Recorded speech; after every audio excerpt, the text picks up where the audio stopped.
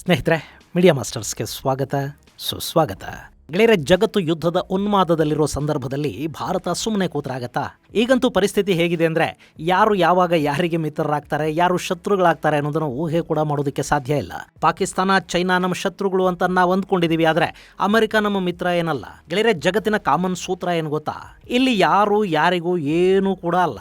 ಎಲ್ಲವೂ ಲಾಭ ನಷ್ಟಗಳು ಮತ್ತು ಅವತ್ತಿನ ಜಾಗತಿಕ ಲೆಕ್ಕಾಚಾರಗಳ ಮೇಲೆ ಮಾತ್ರ ಆಧಾರಪಟ್ಟಿರುತ್ತೆ. ಹೀಗಾಗಿ ಇಲ್ಲಿ ಯಾರಿಗೆ ಶಕ್ತಿ ಇರುತ್ತೆ ಅವನು ಸೇಫ್ ಆಗಿರ್ತಾನೆ. ಯಾರ ಬಳಿ ಆಯುಧಗಳ ದಾಸ್ತಾನು ದೊಡ್ಡದಿರುತ್ತೆ ಮತ್ತು ನಮ್ಮ ಹತ್ರ ಬಲಿಷ್ಠ ಆಯುಧಗಳಿವೆ ಅನ್ನೋದನ್ನ ಯಾರು ಜಗತ್ತಿಗೂ ಹೇಳ್ಕೋತಾರೆ ಅವರು ಶಾಂತಿಯಿಂದ ಇರೋದಕ್ಕೆ ಸಾಧ್ಯ ಆಗುತ್ತೆ. ಶಕ್ತಿಶಾಲಿಯ ಪರವಾಗಿ ಇಡೀ ಜಗತ್ತು ಕೂಡ ನಿಂತುಕೊಳ್ಳುತ್ತೆ. ಇದು ಗೊತ್ತಿರೋದ್ರಿಂದಲೇ ಭಾರತ ತನ್ನ ಆಯುಧ ಬತ್ತಳಿಕೆಯನ್ನ ಥರಾವರಿ ಆಯುಧಗಳಿಂದ ತುಂಬಿಕೊಳ್ತಾ ಹೋಗ್ತಾ ಇದೆ. ಜೊತೆಗೆ ನಮ್ಮ ಕೊರತೆಗಳನ್ನ ನೀಗಿಸ್ಕೊಳ್ಳೋದಕ್ಕೆ ಅದಕ್ಕೆ ಆಲ್ಟರ್ನೇಟಿವ್ಗಳನ್ನ, ಅದಕ್ಕೆ ಪರ್ಯಾಯಗಳನ್ನು ಕೂಡ ಭಾರತ ಹುಡುಕೊಳ್ತಾ ಇದೆ.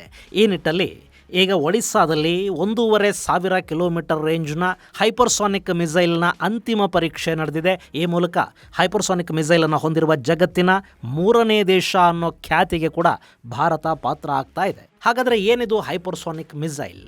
ಇದರ ಶಕ್ತಿ ಸಾಮರ್ಥ್ಯಗಳೇನು? ಬನ್ನಿ ನೋಡೋಣ. ಗೆಳೆಯರೆ, ಮೇ 1ನೇ ತಾರೀಕು ಜಗತ್ತು ಕಾರ್ಮಿಕ ದಿನಾಚರಣೆಯನ್ನು ಆಚರಿಸ್ತಾ ಇತ್ತು. ಭಾರತದಲ್ಲಿ ಕೂಡ ಅವತ್ತು ಸರ್ಕಾರಿ ರಜೆ ಇತ್ತು. ಶುಕ್ರವಾರ ರಜೆ ಬಂದುಬಿಟ್ರೆ ನಮ್ಮಲ್ಲಿ ಸರ್ಕಾರಿ ನೌಕರರಿಗೆ ಹಾಗೆ MNC ಉದ್ಯೋಗಿಗಳಿಗೆ ಕೂಡ ಒಂಥರ ಬಂಪರ್ ಭಾಗ್ಯನೇ. MNCಗಳಲ್ಲಿ ಶನಿವಾರ ಭಾನುವಾರ ಹೆಂಗೂ ರಜಾ ಇರುತ್ತೆ. ಇನ್ನು ಸರ್ಕಾರಿ ನೌಕರರು ಶನಿವಾರ ಒಂದು ರಜಾ ಹಾಕೊಂಡು ಬಿಟ್ರೆ ಆರಾಮಾಗಿ 3 ದಿನ ಪ್ರವಾಸ ಹೋಗಿಬಿಡಬಹುದು. ಹೀಗೆ ಜನ ರಜೆಯ ಮೂಡಲಿರುವಾಗ ಒಡಿಸ್ಸಾದ ಕಡಲ ಕಿನಾರೆಯಲ್ಲಿ ಭಾರತದ ಮಿಸೈಲ್ ಶಕ್ತಿಯನ್ನ ಹೆಚ್ಚು ಮಾಡೋ ಪ್ರಯೋಗವೊಂದನ್ನು DRDO ಮಾಡ್ತಾ ಇತ್ತು. ಅಲ್ಲಿ ಲಾಂಗ್ ರೇಂಜ್ ಆಂಟಿಶಿಪ್ ಮಿಸೈಲ್ನ ಪರೀಕ್ಷೆ ನಡೀತಾ ಇತ್ತು. ಈ ಬಾರಿ 1,500 ಕಿಲೋಮೀಟರ್ಗಳಷ್ಟು ದೂರದಲ್ಲಿ ಟಾರ್ಗೆಟ್ ಅನ್ನ ಫಿಕ್ಸ್ ಮಾಡಲಾಗಿತ್ತು. ಆ ಟಾರ್ಗೆಟ್ ಅನ್ನ ಈ ಹೊಸ ಮಿಸೈಲ್ ನಿಖರವಾಗಿ ನಿಗದಿತ ಸಮಯದಲ್ಲಿ ಹೊಡೆದು ಹಾಕೋದರ ಮೂಲಕ ಭಾರತವನ್ನ ಹೈಪರ್ಸಾನಿಕ್ ಎಲೈಟ್ ವರ್ಗಕ್ಕೆ ಸೇರಿಸುವುದರಲ್ಲಿ ಯಶಸ್ವಿ ಕೂಡ ಆಯಿತು. ಇನ್ನು ಈ ಲಾಂಗ್ ರೇಂಜ್ ಮಿಸೈಲ್ 1,500 ಕಿಲೋಮೀಟರ್ಗಳಷ್ಟು ರೇಂಜನ್ನು ಹೊಂದಿದ್ದು ಈ ಪರೀಕ್ಷೆಯ ನಂತರ ಅದನ್ನು 3,500 ಕಿಲೋಮೀಟರ್ ರೇಂಜ್ಗೆ ಹೆಚ್ಚಿಸುವ ಯೋಜನೆ ಕೂಡ DRDO ಮುಂದಿದೆ.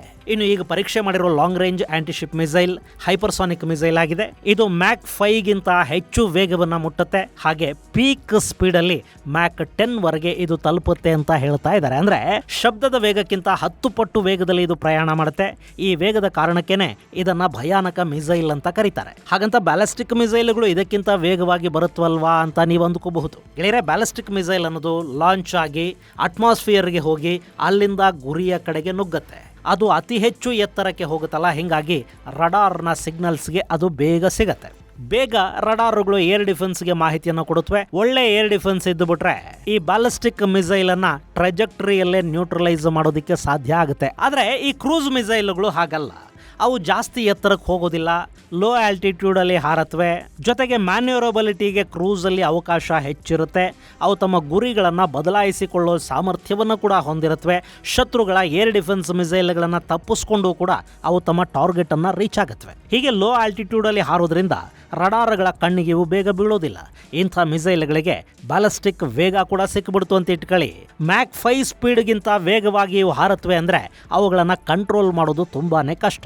ಸದ್ಯಕ್ಕೆ ನಮ್ಮಲ್ಲಿ ಸಬ್ಸಾನಿಕ್ ಮತ್ತು ಸೂಪರ್ಸಾನಿಕ್ ಮಿಸೈಲ್ಗಳಿವೆ. ಮ್ಯಾಕ್ 1 ಸ್ಪೀಡ್ಗಿಂತ ಕಡಿಮೆ ಇದ್ರೆ ಅದನ್ನ ಸಬ್ಸಾನಿಕ್ ಅಂತ ಕರೀತಾರೆ. ಮ್ಯಾಕ್ 1 ಸ್ಪೀಡ್ಗಿಂತ ಹೆಚ್ಚಿದ್ರೆ ಅದು ಸೂಪರ್ಸಾನಿಕ್. ನಮ್ಮ ಬ್ರಹ್ಮೋಸ್ ಮಿಸೈಲ್ ಇದೆ ನೋಡಿ, ಅದು ಸೂಪರ್ಸಾನಿಕ್ ಮಿಸೈಲ್. ಅದರ ವೇಗ 2.8 ಮ್ಯಾಕ್ ನಿಂದ 3 ಮ್ಯಾಕ್ ಅನ್ನು ಮುಟ್ಟುತ್ತೆ. ಹೈಪರ್ಸಾನಿಕ್ ಅಂದ್ರೆ ಮ್ಯಾಕ್ 5ಗಿಂತ ಹೆಚ್ಚು ವೇಗ ಇರಬೇಕು. ಮೊನ್ನೆ ನಮ್ಮ ಬ್ರಹ್ಮೋಸ್ ಮಿಸೈಲ್ಗಳ ಸ್ಪೀಡ್ ಅನ್ನ ತಡೆಯೋದಿಕ್ಕೇನೆ ಪಾಕಿಸ್ತಾನಕ್ಕೆ ಚೈನಾ ಕೊಟ್ಟಿದ್ದ ಏರ್ ಡಿಫೆನ್ಸ್ಗಳಿಗೆ ಸಾಧ್ಯ ಆಗಲಿಲ್ಲ. ಇನ್ನು ಹೈಪರ್ಸಾನಿಕ್ ಅನ್ನ ಏನ್ ತಡೆಯುತ್ತವೆ?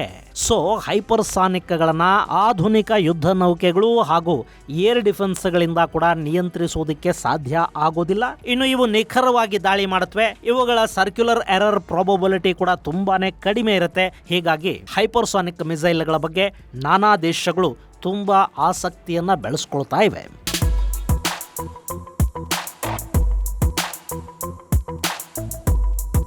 ಗೆಳೆಯರೆ, ಸದ್ಯಕ್ಕೆ ಹೈಪರ್ಸೋನಿಕ್ ತಂತ್ರಜ್ಞಾನ ಇರುವುದು 3 ದೇಶಗಳ ಬಳಿ. ಅಮೆರಿಕ ಇದನ್ನ ಸಾಧಿಸಿದೆ ಅಂತ ಹೇಳ್ತಾ ಇದ್ದಾರೆ. ಅವರದಕ್ಕೆ ಡಾರ್ಕ್ ಈಗಲ್ ಅನ್ನುವ ಹೆಸರನ್ನಿಟ್ಟಿದ್ದಾರೆ. 1725 ಮೈಲಿ ಅಂದ್ರೆ 2700 ಕಿಲೋಮೀಟರ್ ರೇಂಜ್ ಅನ್ನ ಇದು ಹೊಂದಿದೆ. ಡಾರ್ಕ್ ಈಗಲ್ ಪ್ರಾಥಮಿಕ ಪರೀಕ್ಷೆಗಳನ್ನ ಮುಗಿಸ್ಕೊಂಡಿದೆ. ಆದ್ರೆ ಅದರ ಅಂತಿಮ ಪರೀಕ್ಷೆಗಳಿನ್ನೂ ಆಗಿಲ್ಲ. ಅದು ಪ್ರಯೋಗಗಳ ಹಂತದಲ್ಲೇ ಇನ್ನೂ ಇದೆ. ಇನ್ನು ಈ ಡಾರ್ಕ್ ಈಗಲ್ ಅನ್ನು ಅವರು ಗ್ರೌಂಡ್ ಬೇಸ್ಡ್ ಮಾಡ್ತಾ ಇದ್ದಾರೆ. ಹಾಗೆ ಮುಂದಿನ ದಿನಗಳಲ್ಲಿ ವಾಯುಪಡೆಗೆ ಮತ್ತು ನೌಕಾಪಡೆಯ ವೇರಿಯಂಟ್ಗಳ ಬಗ್ಗೆ ಕೂಡ ಅಲ್ಲಿ ಪರೀಕ್ಷೆಗಳು ಶುರುವಾಗಿವೆ. ಹೀಗಾಗಿ ಅಮೆರಿಕಾದ ಬಳಿ ಇರೋ ಡಾರ್ಕ್ ಈಗಲ್ ಇನ್ನೂ ಕೂಡ ಡಿಪ್ಲಾಯ್ ಆಗಿಲ್ಲ ಮತ್ತು ಅಂತಿಮ ಪರೀಕ್ಷೆಗಳನ್ನು ಕಂಡಿಲ್ಲ. ಇನ್ನು ರಷ್ಯಾದ ಬಳಿ ಜೆರ್ಕಾನ್ ಇದೆ.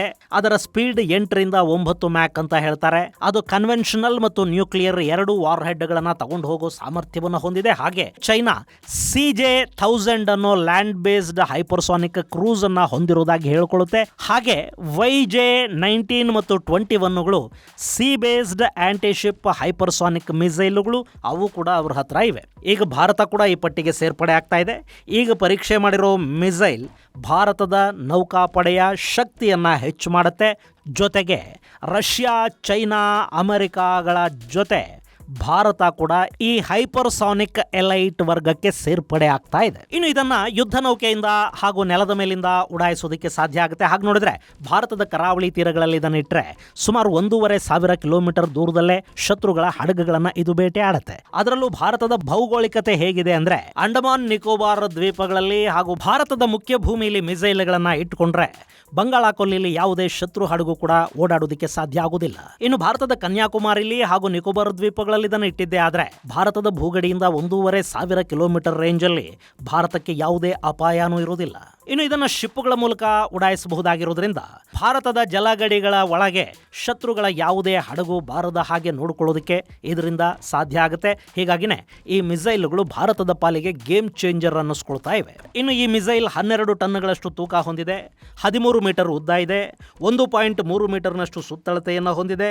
ಕನ್ವೆನ್ಷನಲ್ ವಾರ್ ಹೆಡ್ ಅನ್ನು ತಗೊಂಡು ಹೋಗೋ ಸಾಮರ್ಥ್ಯ ಇದಕ್ಕಿದೆ. ಇದರಲ್ಲಿ ಏರ್ ಬ್ರೀತಿಂಗ್ ಸ್ಕ್ರಾಮ್ಜೆಟ್ ಇಂಜಿನ್ ಅನ್ನ ಬಳಸ್ತಾ ಇದ್ದಾರೆ. ಇದನ್ನ DRDOದ ಅಡ್ವಾನ್ಸ್ ಸಿಸ್ಟಮ್ ಲ್ಯಾಬೊರೇಟರಿ ಡೆವಲಪ್ ಮಾಡಿದೆ. ಭಾರತ ಡೈನಾಮಿಕ್ಸ್ ಲಿಮಿಟೆಡ್ ಇದರ ನಿರ್ಮಾಣವನ್ನು ಮಾಡಿದೆ.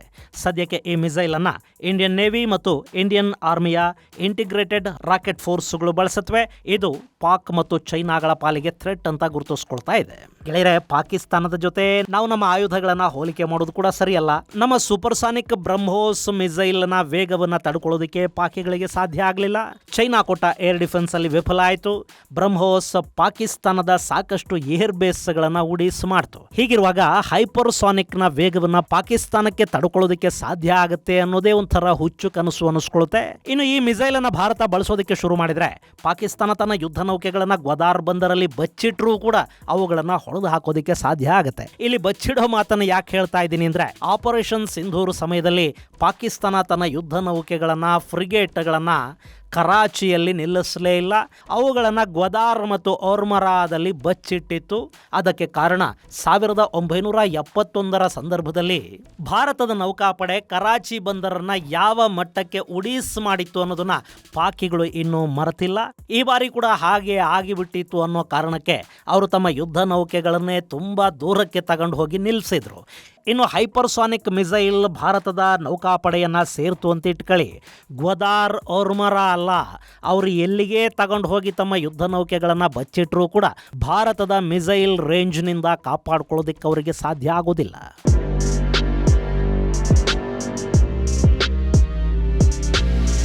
ಇನ್ನು ಈ ಹೈಪರ್ಸಾನಿಕ್ ಆಂಟಿಶಿಪ್ ಮಿಸೈಲ್ನ ರೇಂಜನ್ನು ಭಾರತ 3,500 ಕಿಲೋಮೀಟರ್ಗೆ ಏರಿಸುವ ಪ್ರಯತ್ನದಲ್ಲಿದೆ. ಅದು ಸಾಧ್ಯ ಆಗೋದಕ್ಕೆ ಹೆಚ್ಚು ಸಮಯ ಏನೂ ಬೇಕಾಗೋದಿಲ್ಲ. ಇನ್ನು ಭಾರತೀಯ ನೌಕಾಪಡೆಯಲ್ಲಿ ಈಗಾಗಲೇ ಸಾಕಷ್ಟು ಆಂಟಿಶಿಪ್ ಮಿಸೈಲ್ಗಳು ಹಾಗೂ ಟಾರ್ಪೆಡೋಗಳಿವೆ. ನಮ್ಮಲ್ಲಿ ಸಾಗರಿಕಾ, K4, K5 ಹಾಗೂ K6 ಅನ್ನೋ ಸಬ್ಮರಿನ್ ಲಾಂಚ್ಡ್ ಬ್ಯಾಲಿಸ್ಟಿಕ್ ಮಿಸೈಲ್ ಇದೆ. ಹಾಗೇನೆ ಶಿಪ್ಗಳಿಂದ ಲಾಂಚ್ ಮಾಡಬಲ್ಲ ಭಾರತದಲ್ಲೇ ನಿರ್ಮಾಣ ಆಗಿರುವ ಧನುಷ್ ಇದೆ. ಇಸ್ರೇಲ್ ನಿರ್ಮಿತ ಲೋರಾ ಮಿಸೈಲ್ಗಳನ್ನು ಕೂಡ ನಾವು ಬಳಸ್ತಾ ಇದ್ದೀವಿ. ಇದರ ಜೊತೆ Brahmos, Club SN, P-15 Termite, Harpoon block 2, Exocet, Sea Eagle, Rampage ಮಿಸೈಲುಗಳು ಕೂಡ ಭಾರತದ ನೌಕಾಪಡೆಯಲ್ಲಿವೆ. ಇಲ್ಲಿ ಅಮೆರಿಕ, ರಷ್ಯಾ, ಫ್ರಾನ್ಸ್ ಹಾಗೂ ಇಸ್ರೇಲ್ ನಿರ್ಮಿತ ಮಿಸೈಲ್ಗಳ ಜೊತೆ ನಮ್ಮದೇ ಸ್ವದೇಶಿ ಮಿಸೈಲ್ಗಳು ಕೂಡ ಸಾಕಷ್ಟಿವೆ. ಹಾಗೆ R-77 ಮತ್ತು 73 ಅನ್ನೋ ರಷ್ಯಾ ನಿರ್ಮಿತ ಏರ್ ಟು ಏರ್ ಮಿಸೈಲುಗಳು, ಅಸ್ತ್ರ MK1 ಅನ್ನೋ ಸ್ವದೇಶಿ ಏರ್ ಟು ಏರ್ ಮಿಸೈಲ್ಗಳನ್ನು ಕೂಡ ಭಾರತ ಹೊಂದಿದೆ.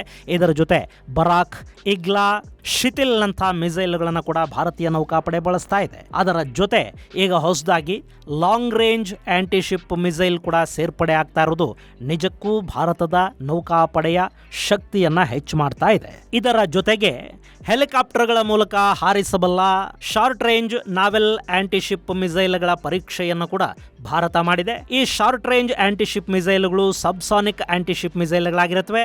55 ಕಿಲೋಮೀಟರ್ ರೇಂಜ್ ಅನ್ನು ಹೊಂದಿರುತ್ತವೆ ಮತ್ತು ಮ್ಯಾಕ್ 0.8 ಸ್ಪೀಡ್ ಅನ್ನ ಇವು ಹೊಂದಿರುತ್ತವೆ.